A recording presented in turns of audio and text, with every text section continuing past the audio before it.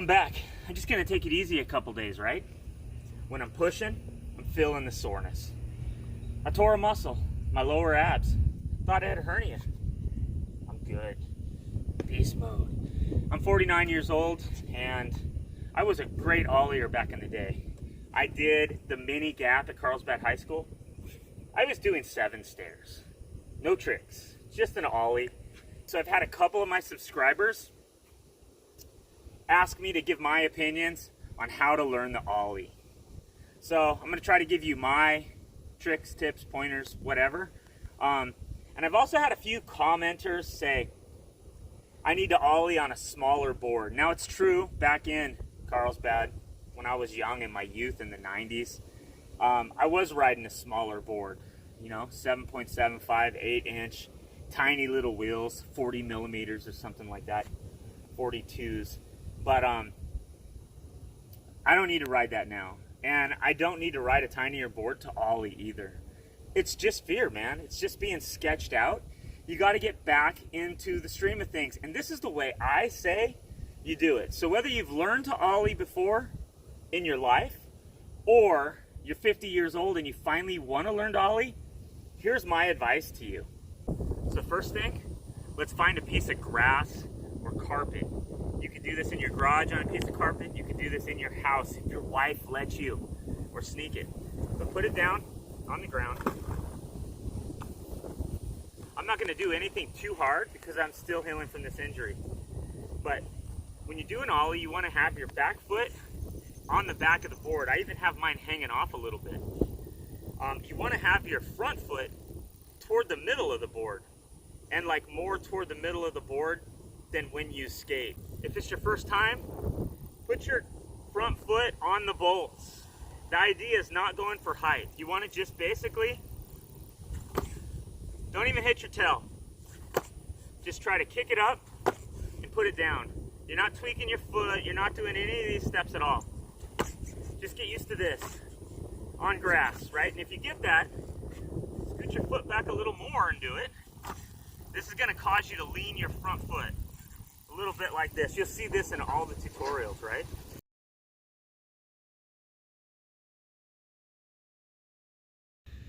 All right, dude, so here's the deal. You gotta find a flat piece of concrete. Because I'm trying to shield the wind from my cameraman, my boy here, to have the audio be better in this video, I'm trying to find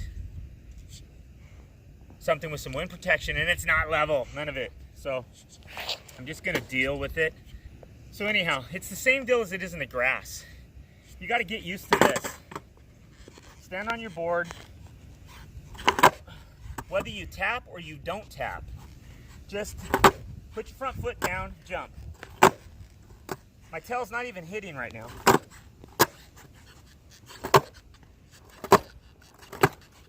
Okay, now the second stage would be this. I'm not trying to ollie. I'm just getting familiar with that movement.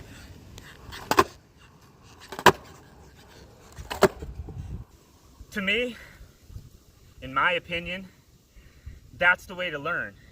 But it's step one, it's the motion, it's the movement.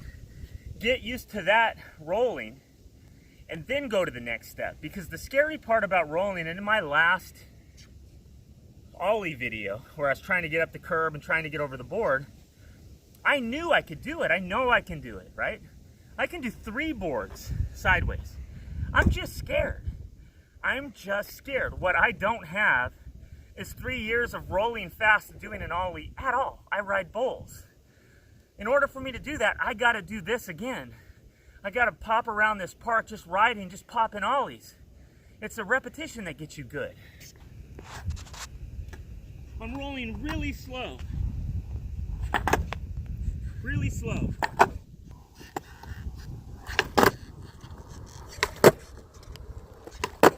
You do this down your street, down your sidewalk, down a tennis court.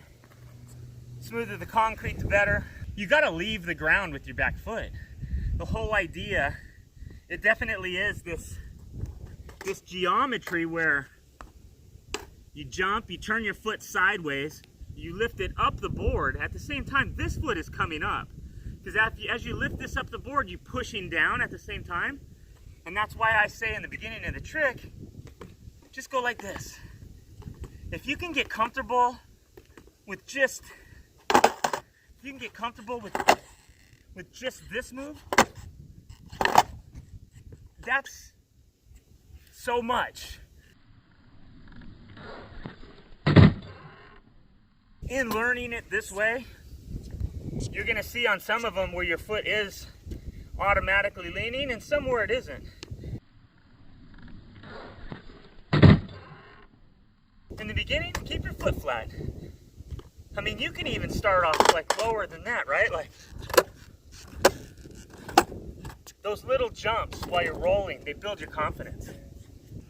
I think another important training is to take like a crack in the concrete or a chalk line. Grab your kid's sidewalk chalk. Start with that, and then as you get comfortable about spotting what you want to clear over, right? You're getting your eye-foot coordination down right to where, you know, you're practicing going over a line. My favorite thing to do was, a kid, was I'd take a short piece of garden hose, like a shot piece of garden hose, and cut 6 feet of it, lay it out, and just ollie over a garden hose, and then a 2x4, and then a 4x4, and then a railroad tie. You know the deal.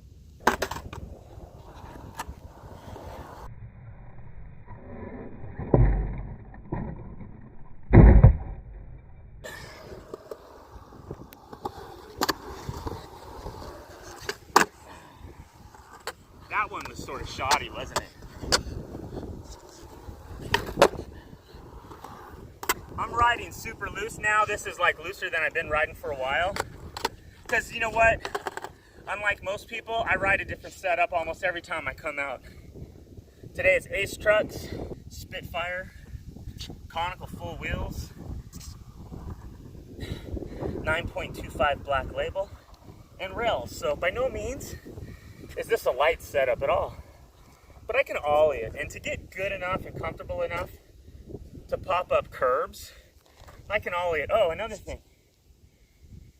When I learned myself to ollie curbs, or one of my favorite things to do was, I would come flying from checking the waves barefoot, and I would be able to ollie and clear that island in any bushes. That was my most fun thing. I used to try to show off in front of the girls.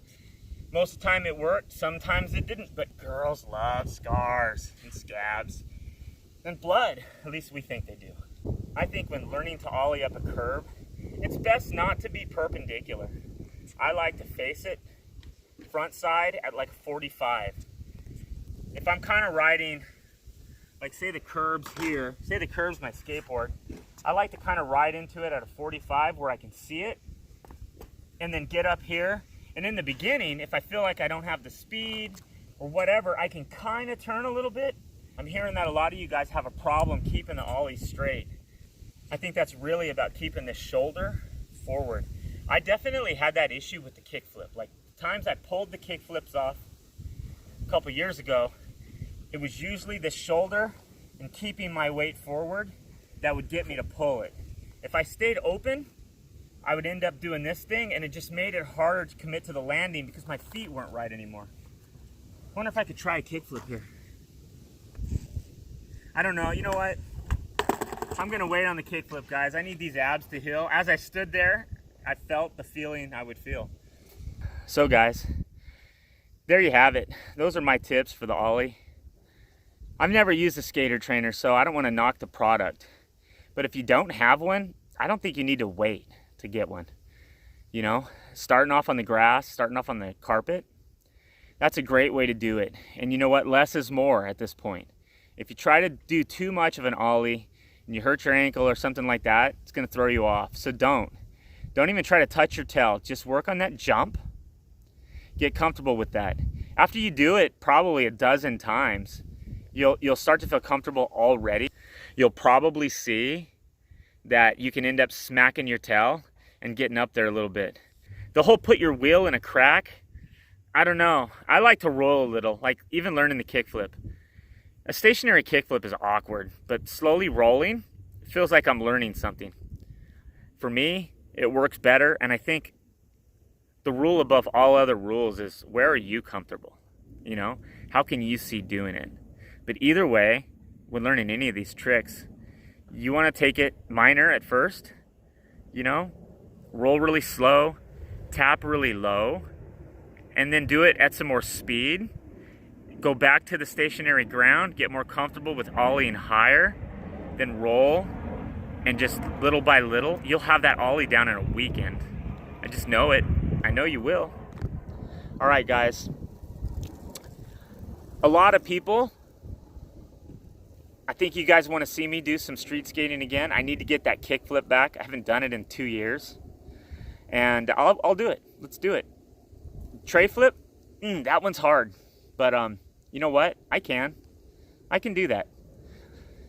I'm going to get serious about my fitness. I know I say that a lot, but having this last little scare, it's making me realize the importance that, you know, if I want to perform at the level I want to perform at, health really matters, and I need to get in there and get fully focused on skateboarding. And you know what? It's all part of it.